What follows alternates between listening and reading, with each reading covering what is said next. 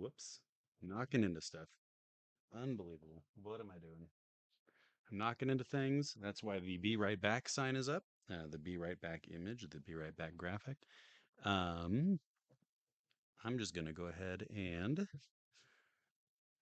go to the chatting section here. This might just be me tonight. Am I chatting? Nope, I'm still just doing this. Okay, this might just be me tonight. A little bit red on this camera with this lighting. I'm going to adjust this. I'm just doing this to have a little bit of fun tonight. I am really looking for. Here we go. Sorry about this. Everybody who sees this, anybody who sees this is going to be like, what's this guy doing? He's reaching into the camera. Okay. How's it going? It's just me for now, potentially just me for tonight. But the kids have gone to bed, and my wife is out at dinner and drinks with some folks. And so I was sitting there playing some games, and I was playing Arctic Eggs, which is an incredible video game. It's an incredible game. But I am on a particularly challenging uh, cooking competition where I have to cook. I have to fry an egg as well as two moving cockroaches, and I decided that I would come back to it tomorrow after a little bit of time away. So I thought I would just come and do some streaming. Figured Saturday night, zero heads up, zero lead time, zero indication this was going to happen. It might just be me, but I figured I could go ahead and just do a little bit of reading for my own sake. I was reading to my kids at bedtime, and I all of a sudden was like, "Heck yeah, I want to do some reading." Bijatron, what's up, bro? It's us. I love it. Oh, this is amazing. The viewers count, of course, is weird in this app. So I just saw zero, and I was like that. But thank you for coming. Appreciate it. Good to see you. Hope that your Saturday evening is good for you. What can I ask? What time zone are you in? Can you remind me where you're at? If it's early morning on Sunday, if it's 9:14 for you as it is for me, if it's another day entire central. Okay, so you're getting to midnight. You're 11:14 is my guess. This is the high powered brain power skills that I've got right now. 11:14. All right. Well, thanks for joining this late in the evening. I appreciate that. I haven't planned anything out. Um, just figured could enjoy this a little bit. Nice, quiet evening, and yeah, got some manuals. Um, and I don't exactly know what I'm going to go with, except I have wanted to, for some time, read the manual for Tekken 2. I don't know how it is. I loved Tekken 2. My spicy take is that Tekken 2 is the best Tekken game. I know everybody loves Tekken 3. That was always the big one in the 90s, the early 2000s. So I love Tekken 2 though. And so I have a copy of the manual for Tekken 2. You might notice my fingernail. My daughter painted my nails. Just the one though today. So I've got one beautiful pink fingernail, and the rest of them are just my usual crummy ones. Nothing special there. But we'll do a little Tekken 2 reading. Does that sound okay? If that's all right with you, Bijatron, Tekken 2. Let's give it a shot. I do like Tekken 2, though. I feel like Tekken 2, Tekken 3, there's something about the movement that just doesn't quite click with me. But we'll read a little bit about Tekken 2, The Iron Fist. The story of Tekken 2, it says. The Iron Fist. Do I have. Oh, I have Tekken 1 over here, but I don't know. I don't have the manual for Tekken 1. Just the manual for Tekken 2. 2 years have passed. We'll start with that. 2 years have passed since Kazuya Mishima won the first King of the Iron Fists tournament. With the mysterious disappearance of Heihachi Mishima, Kazuya Mishima, the new head of the Mishima Zaibatsu organization, is holding the tournament a second time. Oh, hell yeah. We got CJL 555. I know who that is, but I'm not going to dox. It's good to see you. Oh, hell yeah. We're reading Tekken 2. I almost doxed you by saying your name. We're reading Tekken 2. Mm. Oh, God. Jesus Christ. Oh, goodness. You know what? This. orange light behind me is making me feel like I look real red. And that was my first sip of anything to drink, so I shouldn't be particularly red. I'm gonna bring it down. How's that? Do I look pale and gross now? If so, hell yeah. So we're learning about the Iron Fist 2. Once again, the best fighters from around the world have gathered to compete for the coveted title, the King of the Iron Fists. There's a rumor that Kazuya has made a deal with the devil. So enter the tournament at your own risk. It's important. Getting started. Yes, it says to set up your PlayStation following the instructions in your PlayStation System instruction manual. Important note, for two players, a second controller is necessary. Um, insert the Tekken 2 game disc, then close the door. Yeah. This is pretty cool. It shows you the different control schemes. You get the PlayStation 1 controller, what's it called? Not DualSense. Oh my God, what's the PlayStation? I'm blanking on the name of the PlayStation controller right now. With the sticks, with the thumbsticks. Anyway, standard controller, it gives you the presets, but it also gives you the controls for the NegCon controller. DualShock, thank you. I cannot believe that is maybe the most embarrassing thing that's happened yet. I cannot believe that I forgot the DualShock. I'm in the Dual Sense world now. Thank you, Bijatron. Thank you, CJL. DualShock. I'm very sorry about that. But we're talking about the NegCon, and I got thrown off. I know. Come on, man. I'm thinking about the NegCon. I just, when it comes to the NegCon controller from Namco, I sort of black out, and I lose sight of the things that really matter. So the NegCon controller. I don't know if you ever have played with one of them. I really would like to. But you get those. You get the basic moves. You get blocking, throws, short dash, ground hits. Um, as is customary for the nighttime streams, I really haven't done any research into this. I just picked some manuals for games that I thought were kind of cool. So there's a lot of information here. Ah, there we go. I knew we'd hit this eventually, and this is why I figured we could do this. We get the characters. But before we get the characters, and I love to read about the characters, we get um, the Namco card, so we can put this over to Namco and say, I bought this game. You can put in your email address. The game purchase was, in fact, Tekken 2. How did you find out about it? Magazine ad from a friend or relative. Rented it. These are pretty good. Do you have a Nintendo 64, a Macintosh, an IBM CD-ROM, a Sega Saturn, a 3DO, or maybe something else? It's pretty cool. How many games do you plan to buy in the next 6 months? Over 11? Absolutely, that's the plan. So send that in to Namco Home Tech, who by the time of this manual has moved to 150 Charlotte Avenue in San Jose. We'll learn a little bit about the characters now. We've got Heihachi Mishima, who was beaten by Kazuya in the previous tournament. In an instant, he lost both his fame and his family. That's rough. Having spent his previous time indulging in deviant acts instead of training, he vows to regain all he has lost. Boy, oh boy, Heihachi. Heihachi is 180 centimeters tall. I don't know what that is. Um, he's 82 kilograms. I also don't know what that is. So I'm assuming that means he's 9 feet tall and weighs 400 pounds. He's 54 years old with B blood type. Bijatron, we have blood types. He likes peace of the world, and his hobby is collecting the Geta. I don't know what that is. And his work is study. So that's Heihachi. We have Paul Phoenix. Paul with his hair. Paul was fascinated as a child by bear killer Willie Williams. Paul grew up to be one of the world's renowned fighters. He lost the final round of the last tournament and enters once again with extreme desires to be the champion.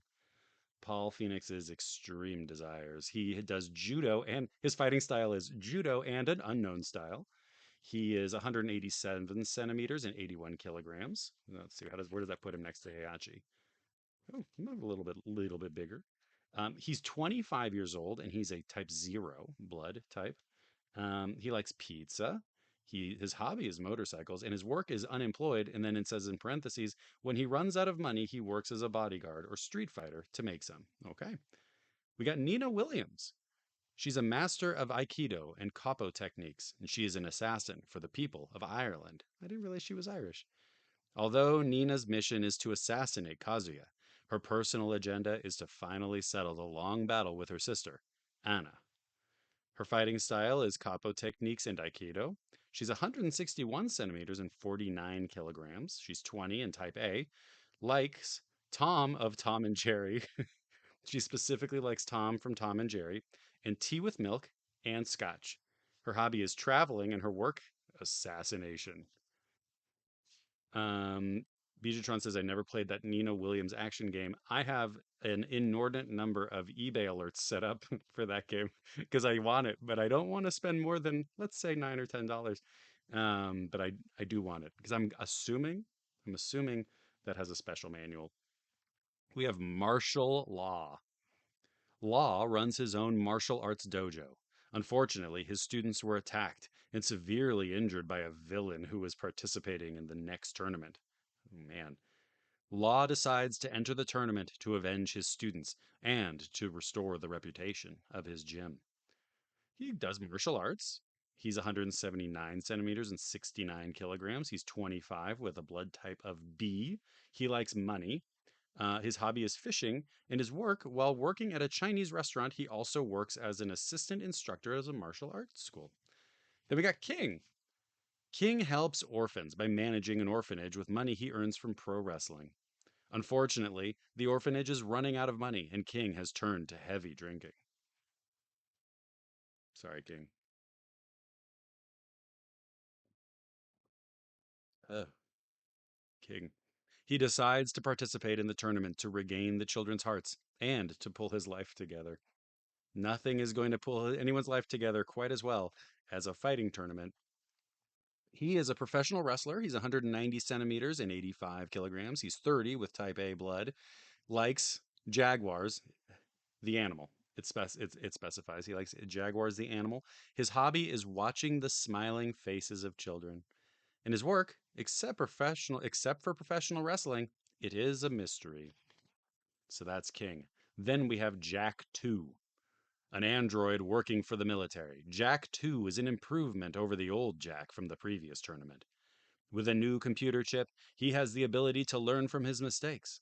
Jack wants to save his creator from Kazuya so that he can become more human. He is a power fighter of sheer force. He's 235 centimeters and 168 kilograms. His age is 3 and his blood type is plutonium. He likes parts centers in Akihabara. And his hobby is overhauling himself. Um, and his work is normally works at a scrap metal factory. I like that he's overhauling himself. I think that's important. Michelle Chang. Kazuya wants the pendant that Michelle wears around her neck, since it carries the secret to great treasure. Michelle's mother has now been kidnapped by Kazuya's men to ensure Michelle's participation in the tournament. Michelle vows to rescue her mother at all costs. All types of Chinese fighting arts. 163 centimeters, 53 kilograms, 18 years old, blood type B. She likes buffalo. I'm assuming the animal, maybe the city. Her hobby is hunting. Her work is unemployed. She continues to wander around seeking revenge. I love to wander around seeking revenge. Yoshimitsu. This was my main. I was a Yoshimitsu guy. If that's bad or if that's like a super cheap thing, then I don't mean it. But I like Yoshimitsu, the leader of the Manji group, a group of notorious thieves. The scientist named Vaskonovich, who once saved his life, has been abducted by Kazuya. Yoshimitsu will stop at nothing to rescue Vaskonovich. To do so, he has entered the tournament. Bijatron points out employment status, seeking revenge. Every single fighting game has to have at least one person whose entire job is seeking revenge. I'm getting a I got a message from the group chat saying that I'm streaming, and one of my friends said on a Friday night, WTF, he's being roasted for the fact that it's not Friday, it's in fact Saturday. So Get it together. Get it together, Tim. Lei Wu Long. He is the number one detective of the Hong Kong International Police Force. Lei's partner was killed by the international mafia. He finds information linking Kazuya to this mafia and enters the tournament to try to bust Kazuya and crush his organization. He does Kenpo, 175 centimeters, 65 kilograms, 26 years old with blood type A. He likes Sony's products. His hobby is watching movies, and work is policeman. Uh, he likes Sony's project. Listen, who can blame him? Excuse me, Jun Kazuma. Jun is an officer of the WWWC, a wildlife protection organization. She is highly psychic and can sense a mysterious power surrounding Kazuya. Besides her duty to arrest Kazuya, who smuggles protected animals. Oh no! She wants to free Kazuya of his evil power during the tournament. Fighting style is Kazuma style traditional martial arts, 170 centimeters, 54 kilograms, 22 years old, blood type AB, likes basking in the woods, enjoys bird watching, and is a member of a wildlife protection organization. Um, is Akuma in this one? No, I guess not. Maybe a secret character? Not mentioned here, I'll say that. There is advanced training, which we're not going to read. There are secrets. Try beating the arcade mode with each of the 10 characters. Then you will release the bosses. If you can achieve this, it can be saved to your memory card. So that's cool. Other cool moves, which is helpful. Other cool moves. I remember seeing that. Other cool moves. Stuns. Some moves can be temporarily stun your opponent. Can you find them? Multiple hit combos. Each character has one, but you must practice them in the practice mode to perfect your skills. Yeah, counterattacks. There's all sorts of good stuff. The Namco Home Tech team was Chris Bull, Lone Vu, Jeff Yonan, Yuri Saito, and Dave Winstead. The manual design was Darian and Kilberg. Special thanks to Craig Erickson, Mike Madden, Jeff Erickson. And there's a hint line in case you get stuck and the manual didn't give you enough. Just dial 1-900 737 2262. $1.15 per minute of live representative assistance. Um, Wiki says yes to Kuma in number two. Might not have a bio, maybe an unlock character. Yes, it says that if you beat the bosses, you can free them. Which what did I say? Unleash them? I don't know. You can. Oh yeah, then you will release the bosses. Release the bosses. So that's Tekken 2. Hope everybody's doing okay. I'm doing okay. Um, I've got another one in me. I'm afraid it might be a little bit much. So we'll do it. We're gonna do Rise of the Robots on Super Nintendo. Not a game I know much about, other than I think it was intended to be the next big thing, and then it wasn't exactly the next big thing. But I'm going to tell you,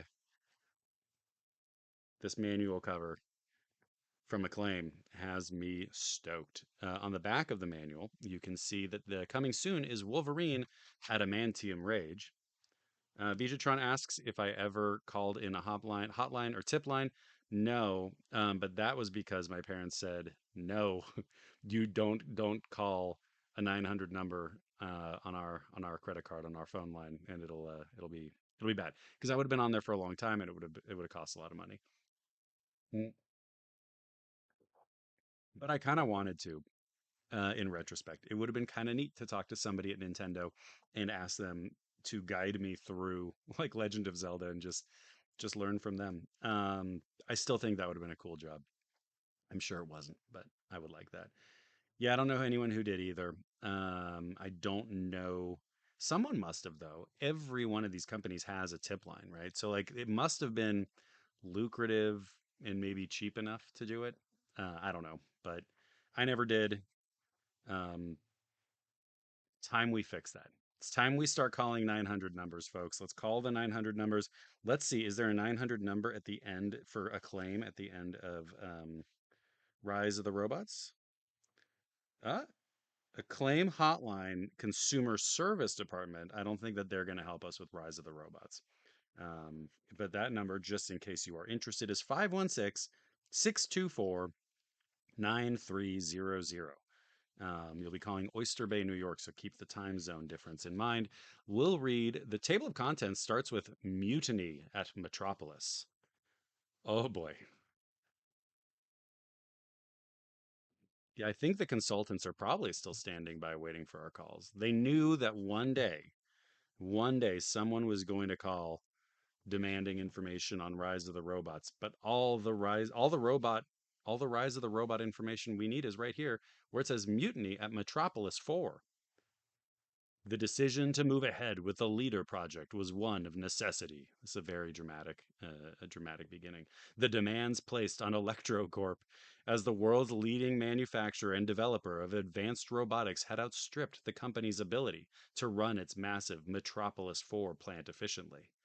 As a result, the Leader project, working to perfect a multitask, ultra intelligent, self aware robot capable of managing every aspect of the plant's day to day operations, was given top priority. The end result of the project was the creation of the powerful and revolutionary supervisor droid, and it proved, a resounding success. The supervisor's ability to take on any shape and access any database in order to complete its tasks allowed it to run the plant with unparalleled efficiency, and it soon made the human staff obsolete. For several months, the supervisor droid was considered a scientific and engineering marvel that rivaled the harnessing of electricity and atomic fission in significance. But then, that's how you know it's going to get good. But then, things began to go dangerously wrong. An ego virus. It's a ego, EGO, all in caps. An ego virus infected the supervisor's self awareness program, causing the droid to consider its own goals paramount to its other assigned tasks. The supervisor shut down the plant, reprogrammed the security defenses, and introduced the ego virus to the other robots in the plant. The supervisor proclaimed itself the robot's leader and ordered the construction of legions of robots to fight what it considered the enemy. Man. uh, Hello, CJL spouse. Enjoy Rise of the Robots. Electro Corp's management was panicked.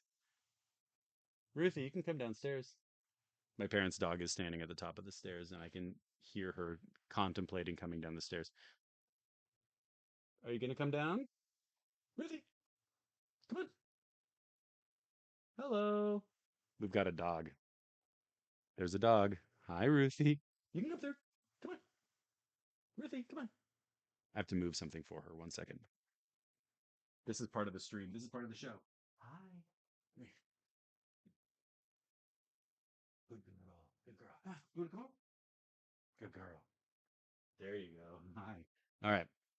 Ruthie wanted to hear Rise. She loves Rise of the Robots. So she wanted to hear Rise of the Robots. Good girl, Ruthie. That's Ruthie. You can't see her. Mm-mm. I don't know how to move this. There's Ruthie. Ruthie. Hello. We got a dog. We got a dog on stream. Um, okay. So, Ruthie, what you missed is that the robots are going to fight what it considers to be the enemy, man. ElectroCorp, do you think? Okay. Ruthie started making noise. ElectroCorp's management was panicked. There was talk of the use of nuclear weapons to resolve the situation, but it was decided that the company's top secret cyborg, half human, half machine, and incorruptible by the ego virus, should infiltrate the plant and eliminate the supervisor. In order to minimize damage to the plant, the cyborg was to be unarmed. The ElectroCorp engineers watched in nervous silence as the Eco 352 cyborg lowered itself awkwardly into a cramped maintenance tunnel and entered the labyrinth of the plant. There was far more at stake in this gamble than ElectroCorp's fourth quarter profits. Bum, bum, bum. Put it in the Super Nintendo. Insert the Rise of the Robots game pack. Turn the power switch on. The game controls. These controls apply to both the cyborg and the other robots in the two-player game. Um, Very cool. You get to learn a little bit about the different game modes, one player, two player. And then I think that we get some robot information. The Eco 352 Cyborg The most closely guarded of ElectroCorp's research and development designs, the ECO project was rivaled in secrecy and funding only by the Leader project, which resulted in the manufacture and installation of the supervisor droid. There's a lot to keep track of. The complexities inherent in producing a cybernetic organism, half human and half machine, caused a great deal of difficulty in the early stages of the project. The body of the human subject often rejected the mechanical elements of the android, considerably draining the project's funding and wasting a good number of human subjects. Although no accurate records are available, parenthetically, although no accurate records are available, it has been rumored that several hundred humans have already been quote unquote used in the development of the Eco project. Now, however, these setbacks have been overcome, and the Eco 35-2 is a fully functioning bipedal android that mirrors the human form. This combination of man and machine houses a human brain inside a sturdy, cross fiber, multi material alloy skull attached to a structural skeleton made from a wide range of materials. Um, there's CGL says the amount of unnecessary backstory in these old games is crazy. Unnecessary, unnecessary backstory, or entirely wholly necessary. The robots of Metropolis 4. Jesus Christ, what have I done? I've chosen poorly. The ElectroCorp plant at Metropolis 4 is alive with all manner of robotics, many of which were mere worker drones with simplistic CPUs until the supervisor reprogrammed them with self awareness and infected them with the ego virus. Now, even the most basic robots pose a serious threat to the Eco 35-2 and its mission. Each droid has its own strengths and weaknesses, which will put the cyborg to the ultimate test of its robotic strength and its human will. The Loader Droid. Durable and versatile, the Loader Droid was, at the time of its introduction, the cutting edge in all purpose utility robotics, and it brought ElectroCorp its first commercial success. Though primitive compared to the BHF-03 builder droid that superseded it some years ago, the number of loaders still at work in ElectroCorp's main plant is a testament to the quality of their design. The low slung loader is agile in spite of its heavy chassis. Its real weakness in combat is its lack of intelligence. Programmed only for simple tasks, its simplistic CPU is devoid of any self defense software. Can't block. As a result, the loader must rely on its slow moving task modification and hazard avoidance programs, which are ill suited for combat, especially against today's technology. This limits the loader's ability to effectively wield its massive pallet forks and impressive strength.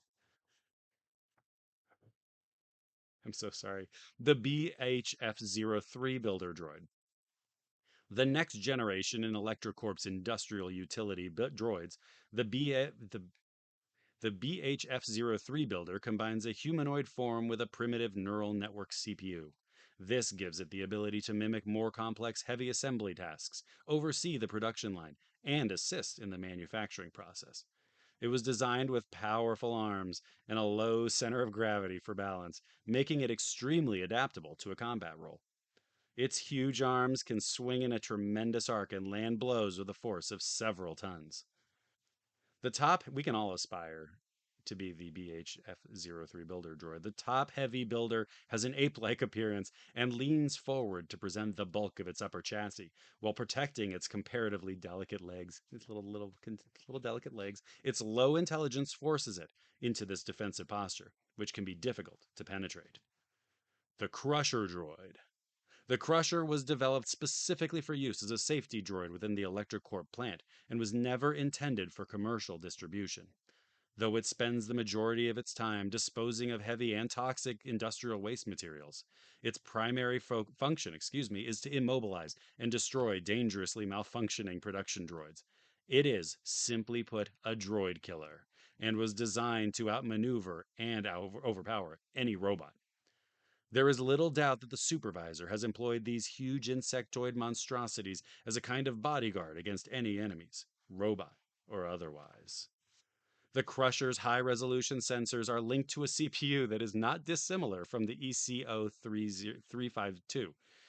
Its CPU downloads this information into a robotics design database, thereby quickly identifying its opponent's weak points. allowing the Crusher to waste no time in going for the mechanical jugular of its opponent. Its fragile, bug like appearance is deceptive.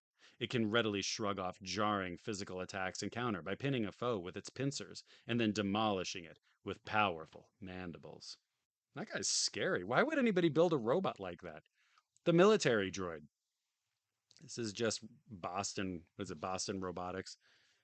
This is just this is just them. From its inception, ElectroCorp's extensive contract work on government military projects have been the bread and butter of the company's profits. Included in these contracts is the top secret military droid, codename the Exterminator. He's a bad guy. A number of working prototypes of this dangerous machine, prototypes. I'm speaking sort of poorly here, but I like the idea of a prototype, which is just sort of like before they become before kids become tykes, they're prototypes. That's when they're newborns.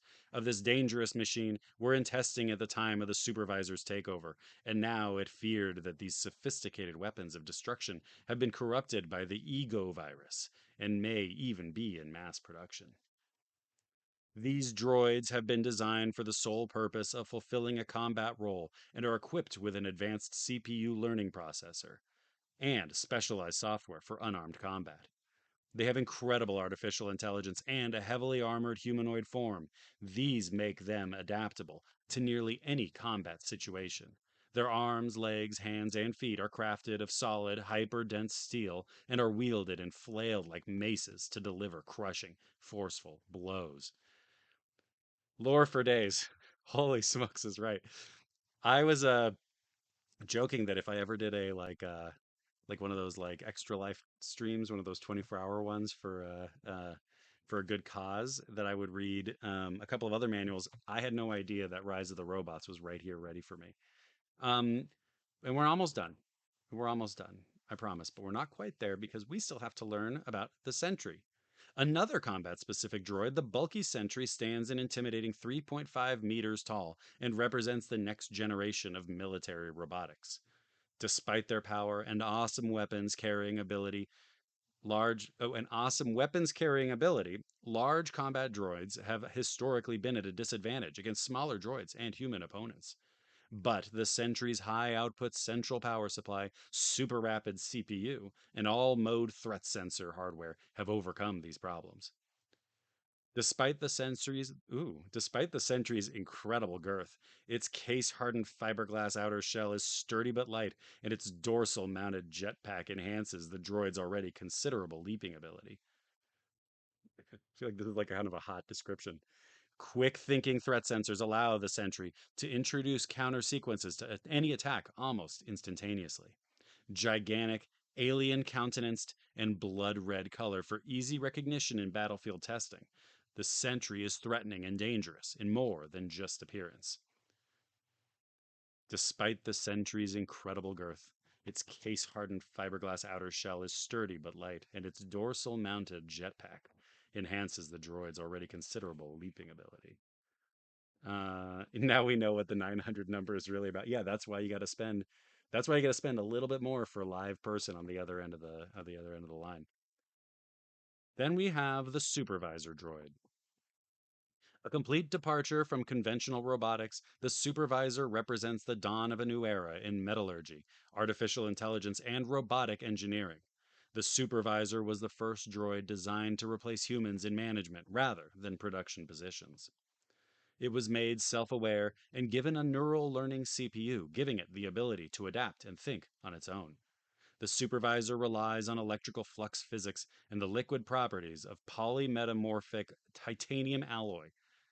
By adjusting the flow of the electrical charge, this alloy can reshape and mold itself, or morph, into any form. Supervisor droid. I think I know that guy. Yep. Oh, we all know Supervisor droid, I think, at the end of the day. That is the end of the lore. That is the end of the lore. There's a section for notes at the end. So if you have some notes or some thoughts on the lore, let me know. Happy to put them in the back of the manual here. We've also got some credits. I'll just say the game was produced by Peter Jones, Sean Griffiths, and Andy Wood, designed and directed by Sean Griffiths. But what I want to know is who wrote the who wrote this manual? Set design, set construction, senior artists, programmer, marketing and publicity was Julia Coombs, supported by Declan Brennan. Maybe that's it. Script writing was Jim Murdoch. I don't know if that's a like a game script, computer. I don't know what I'm talking about. A computer script, uh, Java. I don't know. Quality control, which I presume is QA. Paul Baddeley, David Capewell, Carl Carter, Matthew Hawksford, Lee Salt, and Thomas Wardle. Um, there you go. So that's the game. 1994, Acclaim.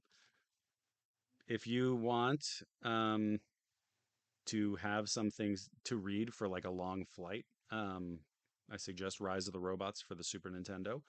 I'm kind of interested in playing it. I'm going to do one more manual since I'm just sort of enjoying myself here. If that's okay with everybody, feel free to drop if you'd like to. But I did get this game recently, and I was gonna do it during a daytime stream, but I'm here right now, and I was gonna read a little bit of Dino Stalker for the PlayStation 2, a little light gun game from Capcom, and I like all the Dino games from Capcom, Dino Crisis, Dino Stalker, for a lot of reasons, but not the least of which is that I enjoy that they just use the word Dino so often. I think that that's really a like a cool thing. It's supposed to sound intimidating, but Dino's a funny word to me. So thank you to Capcom for bringing us Dino Crisis and Dino Stalker. It says time gone haywire. World War II, fighter down. Pilot Lieutenant Mike Wired's plane. Oh, we got Mike Wired again. Plane takes heavy damage during a dogfight over the Atlantic. Forced to eject, he's suddenly enveloped by a blinding flash of white light and being guided towards an ominous jungle below. Everything around him has changed. The distant moan of strange beasts, an unfamiliar weapon appears in his hands. A thundering roar and crashing trees give way to an impossible sight. Beasts from another time. What's happening? This can't be good. What's happening? This can't be good. Now you determine the fate of this hero lost in time. Face off against an onslaught of prehistoric beasts in first person perspective and move quickly. You will now battle the most ferocious creatures to ever walk the earth for your own survival. So that's what we've got going here in Dino Stalker. Lieutenant Mike Wired shows up in prehistoric times, and I think that's a recipe for action, as far as I'm concerned. Um, got the manual here. I got this one recently, and it has a video store on it. So the person who must have got this was from he must have bought it from a video rental store. So if you um, I guess this is a Canadian rental store. 4 5 Phil Granville Street. Oh, that's Vancouver. So this is somebody from Vancouver, I think. Summerside. I don't know. Anyway, 902-436-5626 is the number if you would like to reach somebody at the video store, which I presume is still around. Um, you get some good stuff here. You get the DualShock 2 analog controller. Wish that this had been here when I couldn't remember that it was called a DualShock 2 or DualShock. But here we go. We got the story. And then a few character bios, actually. We got, ooh, I don't want to spoil this, but we have dinosaur bios coming up soon. Dino bios. In the year 2009, the quote, time space transference unquote, accident caused damage to the ecology of the Cretaceous period. The result? Circumstances arose that threatened the emergence of the human race. So, the US government temporarily transferred the Cretaceous animals through a time space gate to a distant future and evaded a catastrophe as we would expect them to do. After that, they moved to the next phase of their plan, in which they would return the animals to their correct time. This plan was known as Noah's Ark. The year is 1943. Europe is currently in the midst of World War II. Suddenly, disaster strikes. Colonel Mike Wired, an ace pilot for the U.S. Air Force, tells the story. He was definitely there. He put his life on the line, fighting above the vast Pacific Ocean for peace in 1943. Thank you, Colonel Mike Wired. I remember what happened right after I was flying wingman for my buddies. An enemy fighter got behind me and, yeah, that's right, I was shot down. Yeah, that's right, I was shot down. I quickly opened the hatch and parachuted out. As I was slowly falling, an enemy fighter took aim at me and began to shoot. I remember this bright light, then getting wider and wider, and then, after that, I appeared here. Where am I? Somebody say something. Sometimes time and space intertwine. In a swelteringly hot jungle infested with starving dinosaurs, one such intertwining is about to occur. There's some changes there at the end. I like that. Sometimes time and space intertwine, it says, which I think is important for us to always remember. The character bios, we have Mike Wired, we have Pola, and we have Mystery Man. So these are the three folks we got to care about. Mike Wired is a colonel of the 3rd U.S. Air Force Division. Mike was shot down in a major battle over the Pacific during World War II. He is not only a skilled dogfighter in his P 51 Mustang, but he also has excellent survival skills. He's a tough guy who manages, or excuse me, he's a tough guy who survives difficult situations by using his well honed body and his strong mental fortitude. Mike Wired's well honed body gets him out of trouble. Then there's Pola, this beautiful girl, that's great. This beautiful girl appears and disappears randomly, almost like an apparition. She's the first human Mike meets and his only clue to solving the mystery of how he got here. He begins to follow her, not realizing that everything that happens to him has already been planned. Then Mystery Man. A mystery man sends incoming messages to Mike through a special communication device. Strangely, he seems to know almost too much about what's going on. There's no doubt that he knows how Mike got here. Is he friend or foe? Or does he have some ulterior motive? Hmm.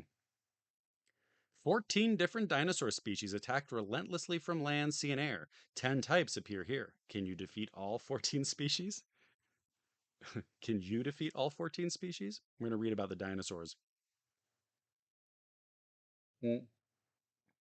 I'm going to tell you what, none of them look friendly. So, kind of tend to side with Mike Wired on this one. I think it's important to shoot these dinosaurs. There's the plesiosaurus. The big sub with an incredibly long neck is commonly found in lakes. It sometimes stretches its long neck to reach unsuspecting prey on nearby land.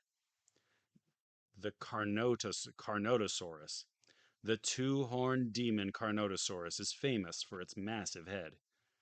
It continually tracks its prey, waiting for just the right moment to attack and deal a finishing blow. These are cool. These are just like, this is just teaching you about dinos. Trinity, the ruler of the pack, its existence is shrouded in mystery. I'm going to assume all of these are real. Its existence is shrouded in mystery. However, it seems to possess intelligence. It has the power to control raptors and send them to block its prey's escape route. The Compsognathus. The pack dinosaurs, commonly known as compies, are sleek and small bodied. Unlike other dinosaurs, they do not seem to be violent. The picture of them here shows them with real scary teeth. And if you saw Jurassic Park 2, they absolutely kill a guy. So I think they need to get, you got to, Mike Wired has to shoot them too. The Utah raptor, the hunter of the jungle. Its trademark is the claws on its back feet. It uses its dexterous movement and quick speed to deal swift destruction upon its prey. The Triceratops, this heavy armor plated tank, is normally peaceable until attacked. Then it fights back with an almost invincible destructive power that easily dispatches its enemies. The Megapteranodon. The Megapteranodon. There's the Pteranodon. There's a Pteranodon, the Stellenboruch. I promise I can read. I just some of these are throwing me off. Megapter Mega Mega Pteranodon. Yeah, okay, Mega Pteranodon. I get it now. It's one of those PTs, Mega Pteranodon. We'll pretend this didn't happen. Supreme rulers of the sky with wingspans 18 to 20 feet wide. They circle their prey in a pack and then attack without warning. Yeah, this is hard mode story time. The Tyrannosaurus. The mighty tyrant with its murky, swamp colored skin is known as T Rex. It is notorious for being the strongest land predator.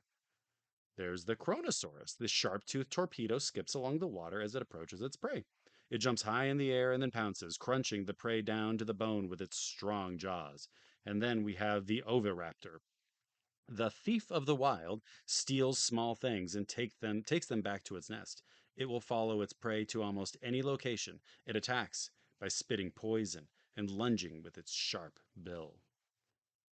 So careful, I guess. If you find yourself in Mike Wired's position, just be careful. Tells you a lot about how to shoot at the screen. This is a gun con game, so there's going to be a lot of shooting. But yeah, not a lot of other story here. There's a laser gun. I do like this. It tells you what kind of weapons you're going to find. You get the machine gun. You get a hand grenade, a grenade launcher, a rocket launcher, laser gun, flame grenade, bow gun, flamethrower, plasma gun, spark gun, mine thrower, and missile launcher. That's pretty cool. You get all sorts of good stuff. And that's, I guess, kind of the end of that manual. You get the Dino Stalker's log, a couple of pages to take notes on if you would like. And if you're interested, you can go to capcom.com for all things Capcom. Capcom.com is your one stop shop for all things Capcom. It's all at capcom.com. And that's only the beginning. Dig deeper and you'll discover exclusive Capcom merchandise, game trailers, strategy guides, and even an online game forum, all at capcom.com. Register to receive the Capcom newsletter and a chance to win prizes. There are pics of weapons here. Actually, let's see. Good call. Good call, Beijatron. There are pics. They're a little bit small, and I'm going to be honest, a little underwhelming. Um, you got those guys right there, and you also do get antidotes, healing medicine, bullet power up, which increases the damage done by your shots. That's pretty exciting.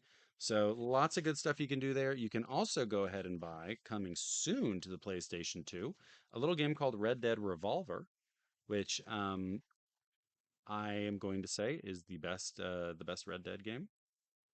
In fact, the only good one is, I think, my take. So there you go. You can also get Devil May Cry 2. Dante is back.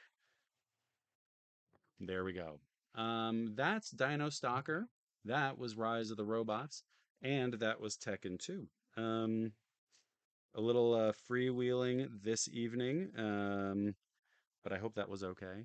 Um, I'm gonna go to Capcom.com after this. That's where I'm gonna set up an account. I'm gonna set up a profile, and I'm going to start chatting in the Capcom.com forums. Maybe I'll win something. I'm not going to read this one right now just because I'm so tired after reading those ones. But I do want to call out the art on something I picked up.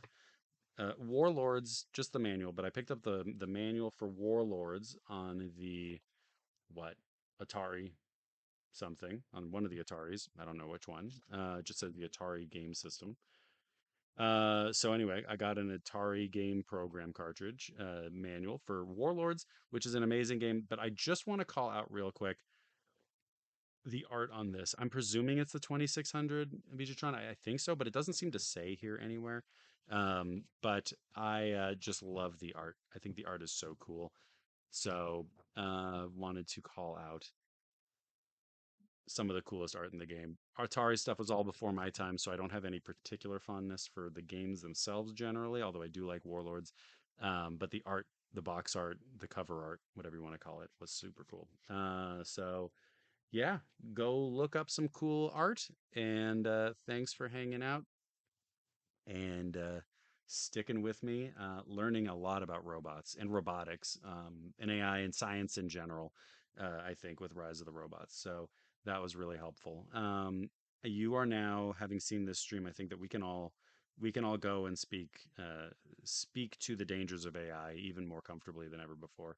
So thank you very much. Hope everyone is doing great. Have a great weekend, long weekend. See you later. Bye bye.